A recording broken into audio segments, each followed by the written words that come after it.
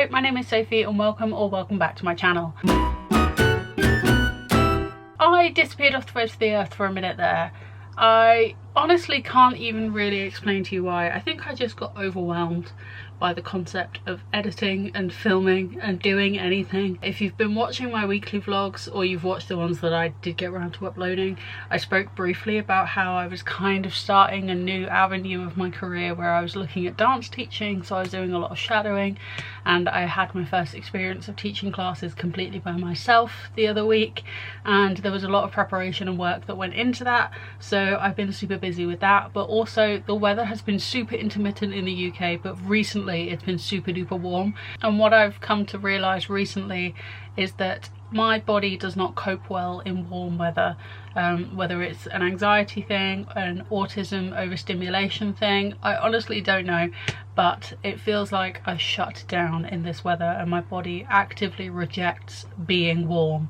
So honestly, I've just been trying to survive these past few weeks, and editing YouTube videos has not been a part of that. But for now, I have two rather large stacks of books sitting next to me, and I'm going to talk you through them in what will be my July wrap up and my August TBR. My July TBR was incredibly ambitious because the beginning of July was the Summerine readathon hosted by Gabby Reads, and I wanted to pick a book to go along with every prompt of the readathon, and I did pick a book for every prompt of the readathon. And then I think over the course of the actual readathon weekend, I started reading 3 books and I finished 1. No, not weekend, it was a whole week, but I did most of the reading on the weekend. But even by the end of that week, I'd only finished 1 book. I managed to read 8 books in July, which is the most books I've read in 1 month for the entirety of this year. And I think the readathon was part of the reason for that, because I had that focused time reading, but also it was kind of the lead up to the readathon. I wanted to finish the books I was currently reading so I could start reading my readathon books. And then I just did a lot of driving. I listened to a lot of audiobooks this month, so let's just jump right in, otherwise this video will go on forever. So the first book I finished was very much one that I read most of in June, but then I just finished off in July, and that was the audiobook for The Hardest Fall by Ellen Mays. This is one that I only read because it was included in the Audible Plus catalogue and I owned it physically, so it was a really good way of being able to read some of my physical TBR without having to actually open the book. And I actually ended up really enjoying this. I rated it 4 stars. I thought it was super fun. What was it about? The beginning of July feels like a lifetime ago. I genuinely, this month has felt so long. I'm just gonna read the summary. I'm so bad at actually summarizing books, especially ones that feel like I read months ago. Zoe's always been shy. At college, to try and help, her friend dares her to do the craziest thing she can think of: kiss a random guy. She follows Dylan into a room she thinks is a classroom and ends up seeing a little too much of him. She can hardly kiss him now, not after their embarrassing encounter, and certainly not once he tells her he has a girlfriend. But when he finds out about the dare, the two make a pact: if they ever cross paths again and they're both single, they'll kiss. 2 years later, fate intervenes and they end up as accidental roommates. Now Zoe's seeing a lot more of Dylan than she bargained for, and it's even harder to resist peeking the second time round. So that summary makes it feel like a super light-hearted college romance book. It doesn't mention that Dylan is a football player? Yeah, he is a sports person. Him being on a sports team is a big part of this. Obviously he's holding a football on the front cover, but this is definitely a sports romance. But it also doesn't mention that there's not a huge family drama, that doesn't feel like the right word, but there's a huge element of quite a heavy story on Zoe's side that's much deeper than this happy flappy contemporary romance that the summary describes.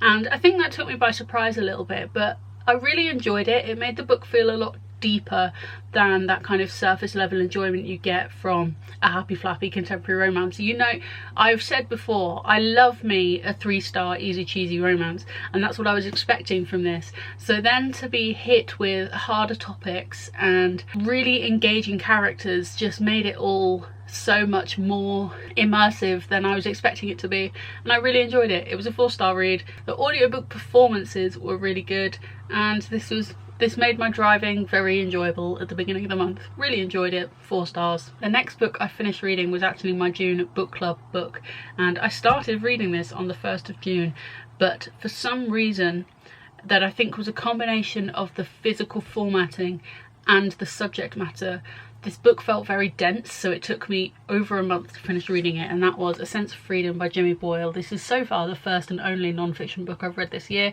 It's an autobiography of Scotland's most wanted criminal. That kind of explains the denseness and the heaviness that comes with this story. It was originally published in 1977. This edition specifically was printed in 1982, and it's my uncle's original copy, and that's why he gave it to us as a wedding gift. TLDR, when my husband and I got married, instead of having a gift list or a registry, we asked our guests to gift us a copy of their favourite book, and in an endeavour to read them all, we take it in turns each month to pick a book, and I read it and my husband doesn't. So this was my pick, mostly because it's short, and then it took me over a month to finish reading, so take from that what you will. I did rate it 3 stars. I thought it was kind of fine. I liked the narrative style. I liked that you could really hear the author's voice coming through in his narration, but I did think the fact that it took me so long to read just made it feel very slow. It took me a really long time to get through, and I think part of that is the formatting, in that there was just a lot of words per page. I don't know if it's something to do with how books were formatted 50-60 years ago when this one was made. Yeah, there was just a lot of words per page. Not a negative rating, a very average 3 stars. I'm glad I read it. And from there we start on the Summerween reading. So the first book I decided to read for Summerween was One of Us is Lying by Karen M. McManus. This is a book I've had in my collection for a long time, and I know it's super popular and I never got around to reading it, but I think I also have this on my 24 in 2024 list, so this was a productive read because it was on my Summerween TBR and it was on my 24 in 2024. I listened to this in the audiobook, and I was sat doing, I think I was doing cross stitch or like something creative whilst listening to an audiobook, so I don't think I actually read this book at all, but I really enjoyed this. I very nearly gave it a 5-star rating. The only reason that I didn't give it 5 stars was because I predicted how it was going to end, and the whole, I think it's categorized as a thriller, but it's also like a mystery kind of crime. There's a big crime element involved in that you've got these 4 characters that fit into 4 very clear school stereotypes. You've got the geek, the jock, the criminal and the princess,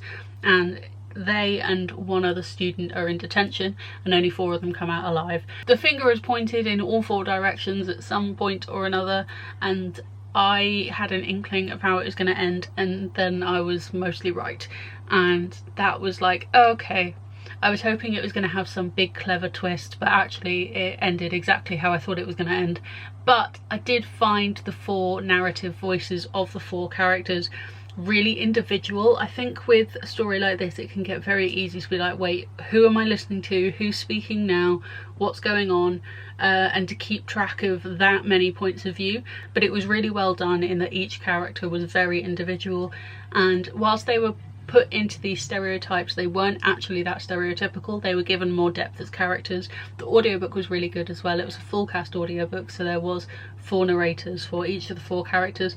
I really enjoyed it, but I'm intrigued as to how it has become a trilogy, because I would have thought this would be fine as a standalone. I did really enjoy this and I rated it 4 stars. I'm in a really rambly mood today. Then after finishing that audiobook in 3 days, because I was binge listening to it as part of the readathon, I then started listening to the audiobook for You and Me on Vacation, which was also on my Summerween TBR. Since reading Funny Story earlier this year, I'm now working through my Emily Henry backlog, and this I think I've seen a lot of people saying is their least favourite Emily Henry, and that definitely not changed my opinion of the book, but it meant that I went into listening to it thinking, okay, I'm probably not going to like this one, and then I really did enjoy it. It's not a 5-star read. It's the first Emily Henry book I didn't rate 5 stars, and I think that's perhaps what I've been misinterpreting when I hear people talking about it. So the summary of this book is that 12 summers ago, Poppy and Alex meet. They hate each other and they are pretty confident they'll never speak again.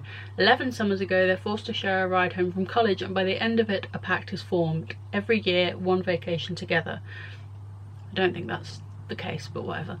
10 summers ago, Alex discovers his fear of flying. Poppy holds his hand the whole way. 7 summers ago, they get far too drunk and narrowly avoid getting matching tattoos in New Orleans. 2 summers ago, it all goes wrong. This summer, Poppy asks Alex to join her on one last trip. Could this trip make them realise they're not just friends after all? It's very predictable in that it's a romance book, so you know how it's going to end. I did rate this 4 stars. I did really enjoy Poppy and Alex as characters. I loved Poppy and Alex's dialogue. There was a lot of moments within this book where they were sharing a car ride together or on a plane together, so there was a lot of time for them to sit and talk, and I really liked the conversations they had with each other. I thought they flowed really nicely and they bounced really nicely off each other. I liked their banter, but I hate the word banter, so I was avoiding saying the word banter, and now I've said it 3 times. The main reason that this was a 4 star and not a 5 for me was the element of miscommunication towards the end. I think often when we talk about miscommunication, there's an element of lying or withholding secrets, but I mean it in the authentic sense of neither of them apparently know how to use words, and they just kind of gawp at each other at an airport, kind of having an argument but also kind of not really saying what they're thinking, and things get misconstrued and it gets confusing, and it doesn't need to get confusing. And also the other thing I didn't like was that you've got the whole thing where it's bouncing between summer's gone by and different trips they've taken, and then the present summer where they're trying to reconcile their relationship in this one last trip, and it's all building up to like, oh my god, what happened 2 years ago in Croatia that meant that they didn't talk for 2 years. And it was like, okay, well, it's kind of obvious what happened, but on the one hand I was like, well, it's obvious what's happened, but that's not that big of a deal, so I don't know why they're making a massive deal about it. And then it got to the chapter where it was revealed what happened in Croatia, and I was like, this really isn't worth this much of a book worth of tension. The dispute that they'd been skirting around for the whole book just didn't feel justifiable as an antagonistic, that's not the right word, as a point of conflict. It just felt a little bit forced by the end, but I liked the characters, I liked the conversations they had with each other, and overall I had a good time, so I rated it 4 stars. The next book I read was one that I started during the Summerween week, but I didn't finish until after the Summerween week. But the next book I read was The Thin Executioner by Darren Shan, which was my book club pick for July. My husband chose this book. This is YA, I would argue middle grade, because the age of the protagonist character is never really clarified, and for me it felt either very young YA or middle grade, up for contention. I think the genre for this book is also listed as fantasy, and I would argue that there is no fantasy elements in this book. I feel like there needs to be a kind of genre definition where you have a kind of religious, mythological, gods-esque power system, and you know, there are gods that have powers and magic or whatever, but there isn't actually any magic in the main world building, because in this book there is no fantasy elements at all really. There's some creatures that aren't like animals that are real, for want of a better word, and there are 2 instances where the main character meets with a god and they both have powers of some sort. Completely unrelated, but my neighbour was just taking their dog for a walk, and their dog is old, so they don't even put him on a lead because he's not gonna run away. And I watched them leaving and the cat followed them, and I'm pretty sure my neighbour's just come back, the dog's just followed, and the cat's just followed, so I love the idea that the cat went on the walk with them. I don't know why, that's really tickled me. More than this book did, anyway. It just didn't feel like a fantasy book. The horror elements, the genre clarification of horror in this book, absolutely, there's some horrible things written in this book, and I'm not much of a horror reader, and it's solidified that I don't mind a bit of horror, but I'm not going to reach for a horror book of my own accord. And the other thing that I wrote in my review when I was writing this in my journal is that I feel like 5 chapters were missing from the beginning of this book that introduced the main character and explained some of the linguistic choices. In the dedication it says, OBE's Order of Bloody Entrails to the Country of Jordan, which inspired much of this book's setting and plot, and whose landmarks provided the names of all the characters with 3 exceptions and places. And that is the only kind of explanation you get for some of the linguistic choices, and without reading that, which arguably you shouldn't have to read the dedication to be able to understand the book, there was just lots of terminology that didn't quite make sense without context. And I don't know much about Jordan, I don't even know what language they speak in Jordan, and perhaps that speaks of my ignorance, but it all just felt like it wasn't quite explained properly, and it felt like it needed a little bit more of an introduction rather than just being dropped in. So I then spent 410 pages not really caring about the main character and not really understanding anything about the world they were in. So I rated this 2 stars, not my favourite. The only things I did really like is that the font was massive and the book was very floppy, so I could read it without having to bend the spine. And I'm not against bending spines, I am a spine breaker, but it's nice when I don't have to. Then I started trying to catch up on my Famous 5, because one thing I didn't do in June was read a Famous 5 book. So the Famous 5 book that I should have read in June, wow, I'm repetitive today, is 5 on Kirin Island again. So I thought at this point I should probably shove one in, otherwise I'd get even further behind, which I did because I didn't read another one of these books in July. So my July Famous 5 book is in my August TBR stack, but this is just another Famous 5 book. I rated it 3 stars. I started reading it physically and then I listened to maybe the last 60% as an audiobook, just because I'm bored of this series at this point. I mean, I am on book 6, it's not like I haven't read a good few of them. These are children's books and I think they would be great for children, but I am not a child, so seeing the same characters going on different adventures, whilst that works fantastically in children's books, it's not particularly engaging to read as an adult. Then my last 2 reads of the month were my Illumicrate and Afterlight subscription books from June.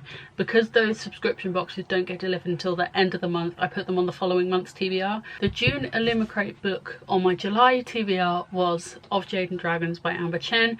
I picked this up as an audiobook and I'm so glad I did, because it's based on, I assume, Chinese mythology. If it's not Chinese, it's definitely some sort of Asian heritage. I don't know if mythology is the right word.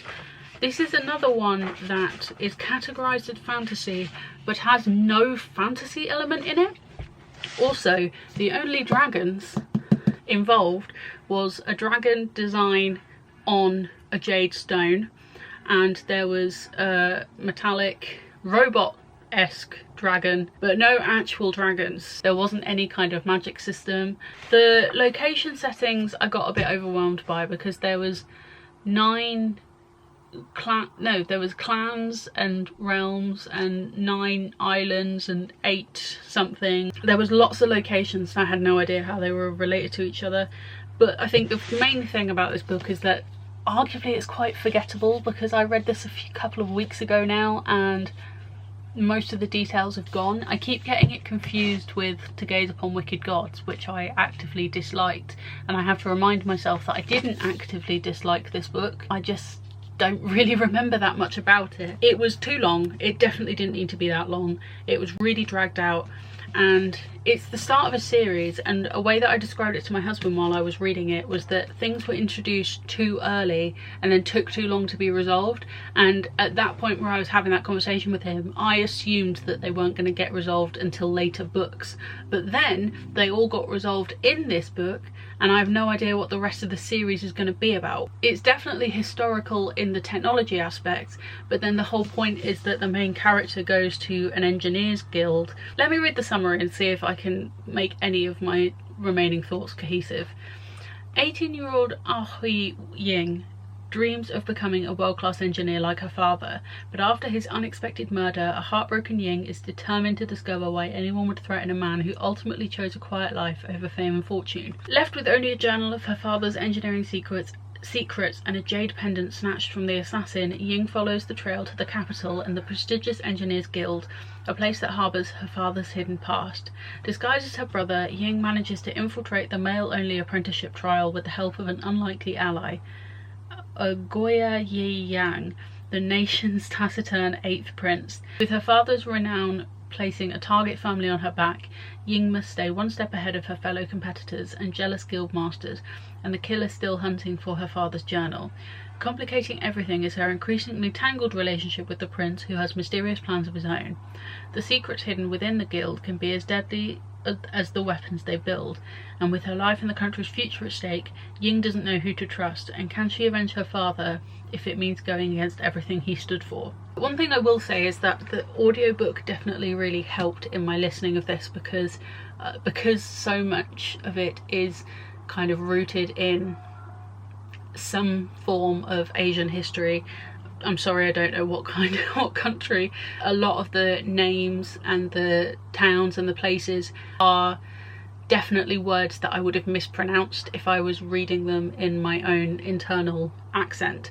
So I'm glad that I listened to the audiobook from that perspective. So all around, I'm very confused about how I feel about this book. It felt very drawn out and I have no reason to want to read the sequel, which isn't even out yet, so there's that, I guess. And then last but by no means least, except kind of least, because I really didn't enjoy this book either, we have Cross the Line by Simone Soltani, which was the June Afterlight book. This is an F1 romance about Dave. It's spelt Dev but pronounced Dave, so I was listening to this as an audiobook and I heard the name Dave and I was thinking of like a David, but it's not a David. This is an Indian man whose name is spelt Dev but pronounced Dave. Either way, who is a up-and-coming F1 driver who's been through a recent social media scandal, and this is Willow Williams, which I think is a terrible name. Too many Wills. Anyway, Willow Williams, recent sports marketing graduate who can't find a job. They know each other because Dave is best friends with Willow's older brother, so they grew up together. It's childhood friends to lovers. They already know each other really well. Dave's had this social media scandal, so he hires Willow to try and save his reputation, which benefits him, but also she needs a job and it will help her get her foot up in the industry. So it's a mutually beneficial relationship, except like 7 months earlier they were both attending the brothers' birthday bash where they all got super drunk and went on a night out or whatever, and whilst the brother was in a toilet as a consequence of drinking too much, these two drunk chatting, getting a bit too close, and end up making out. And apparently this was so distracting that Dave then crashed in his race the following day, and they've been tentatively avoiding each other ever since. Yeah, it's very predictable. It's a sports romance. What I've realised in reading this book is that I hate childhood friends to lovers, because from page 1 they're already in love with each other. I don't think it's a spoiler because it happens so early on. The whole book, they're in love with each other and they know they're in love with each other, and there's this whole tension where they can't resist each other and they're just obsessed with each other. But then there's a whole book and it's like just boring, and I'm trying to toe the line between figuring out whether it's a badly written book or if it's just a trope that I don't like. Genuinely, I do most of my audiobook listening when I'm driving, and this book made me roll my eyes so often that it arguably made me unsafe to drive.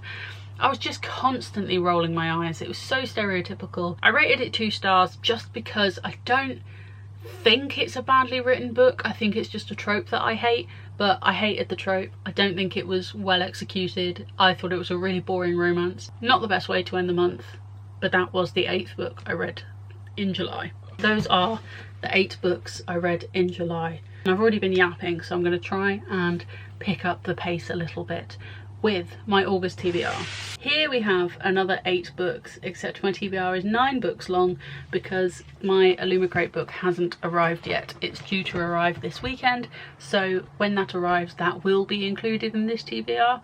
There are 8 books here plus my Illumicrate book. So first thing on my TBR, the Illumicrate book that hasn't arrived yet. Then we get onto the book club book, which I have chosen this month as The Book Thief by Marcus Zusak.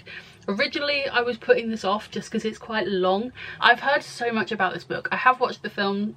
I didn't really pay that much attention. I don't really remember that much about it, but I know the premise. I know that it's set in World War II, but this book is incredibly highly acclaimed and critically renowned.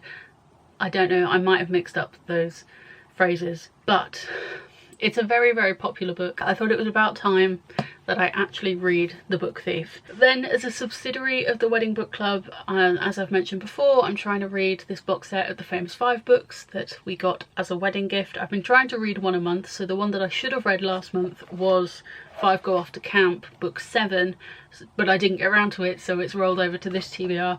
And then the one that I should be reading this month is 5 Get Into Trouble, which is the 8th book in the series. At this point, I feel like I'm starting to find my motivation with the series again, because after this, there's only 2 more, and then I'm done. Those are my 2 famous 5 books for this month. Then we have my new release.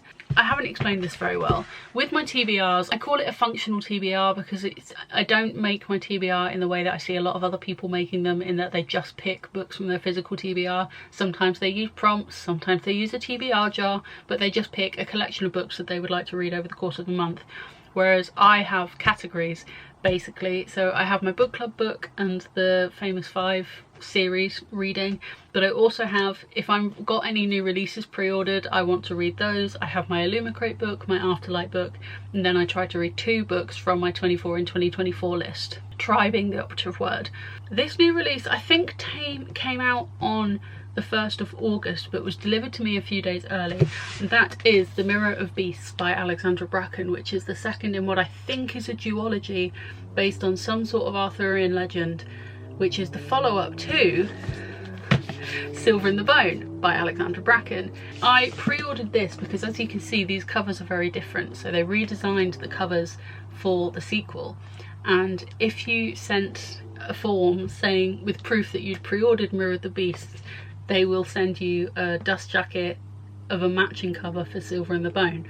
And obviously I need the matching dust jacket, so I had to pre-order Mirror of the Beasts. But to be able to read this new release, I need to read Silver in the Bone, is the point of this. So my new release category for this month actually has 2 books, because I already owned the first book in the series, but I haven't read it yet, and I want to be able to read the second book in the series. So I have both Silver in the Bone and The Mirror of Beasts on my TBR for this month. Shall I be reading book summaries? Let's start from now. Tamsin Lark is a hollower. In search of treasure, she breaks into the ancient crypts of dark sorceresses. Now rumours are swirling about a powerful ring from Arthurian legend, a ring that could free her brother Cabal from a curse, but they aren't the only ones who covet it. As word spreads, greedy hollowers start circling, and many would kill to have the ring for themselves. Tamsin is forced into an alliance with her rival Emrys, the last person she wants to rely on. Together they dive headfirst into a viper's nest of dark magic and expose a deadly secret with the power to awaken ghosts of the past and shatter her last hope of saving her brother. I like Alexandra Bracken, I loved her book Lore, and I love Arthurian legend. I don't really understand that summary. I have no idea what's going on, and I have no idea what's going to happen in this sequel, but I won't read the summary in case it has spoilers for this one. So both of these are on my TBR for this month. Then we have my Afterlight book for this month, which is Hot Summer by Elle Everhart. I can't talk and I can't read. From what I understand, this is a gay reality TV inspired romance. Summary of this book. Cass Morgan has spent years of her life watching Hot Summer, the hit dating show that pairs together a bunch of sexy singles in an exotic island location, but she never quite thought she'd be a part of it, until her company secures a partnership with the show and Cass is handpicked as a contestant. If she does well and makes it to the finals, her long-awaited promotion will be secure. Cass is ready to spend the summer trying to win over the voting public, but just as she steps into the villa, her entire plan goes off course. She's instantly smitten with fellow contestant Ada. Ada is gorgeous and charming, and Cass's feelings for Ada become undeniable. She's torn between listening to her heart or sticking to her strategy. It's very Love Island inspired. I don't watch Love Island, I don't tend to like those shows, but I do tend to like those books. I've read a few reality TV inspired books and really enjoyed them, so I'm looking forward to reading this. But to be fair, I've enjoyed most of the Afterlight books I've been sent until Cross the Line, and that has made me more dubious of Afterlight selections, so we'll be going into this and trying not to build up my expectations too much. Then we have my 2 24 in 2024 picks for this month. So the way that I've been choosing my books from the 24 in 2024 list that I made at the beginning of the year is that I put them into one of those spinners, and what I would normally do is I would film a TikTok where I kind of say what else I'm reading on my TBR, and then I would spin the spinner and I would get out the books, except I just wanted to know what I was reading, so I didn't film it. But the 2 books that came out of the spinner for my reading this month were Darkness on the Edge of Town by Adam Christopher, which is an official Stranger Things novel. I read one of the other official Stranger Things novels and absolutely adored it. I'm a huge fan of the show, but I feel like the book really enhanced my love of the show. It made me want to go back to the beginning and rewatch the whole thing. And this book is about Hopper as a character, and I love Hopper so much. I just love him as a character. So I think I've put off reading this because I know that it's going to send me back into my Stranger Things phase, but now is the time. And then last but by no means least, and I mean it this time, the last book on my TBR from my 24 and 2024 list this year is this year. Either way, Girl Goddess Queen by B. Fitzgerald, which is a Persephone and Hades retelling. Modernised retelling? I honestly don't know. I don't think it's modernised. As you can see from the bookmark, I did start reading this, but I only read 30 odd pages, so I'm still not very far in. But I've been following B. Fitzgerald on social media for a while, and I love her as a person, and she was at Comic-Con, so I went and got this book signed. It's actually personalised to me, and B. Fitzgerald is a fantastic person. I was so excited to meet her. She was so lovely, and she recently has had her next Greek inspired book come out, but I've not read this one yet. So I've got the fancy sprayed edition, which has To Hell with Love written on the side, and I'm finally going to read it. I've already started reading it, and I'm going to wrap up filming this video so I can go read more of it, because that is everything on my TBR for this month and everything I read last month. I've been yapping for bloody ages, so I'm gonna stop now. 9 books on my TBR when I've only just read 8 books in a month, and that was my most successful month of the year so far. Yes, it's optimistic, but we can but try. Thank you so much for watching. I hope you're having a great day whenever you're watching this video. I hope you're reading a great book, and I'll see you next time for another bookish video. Bye!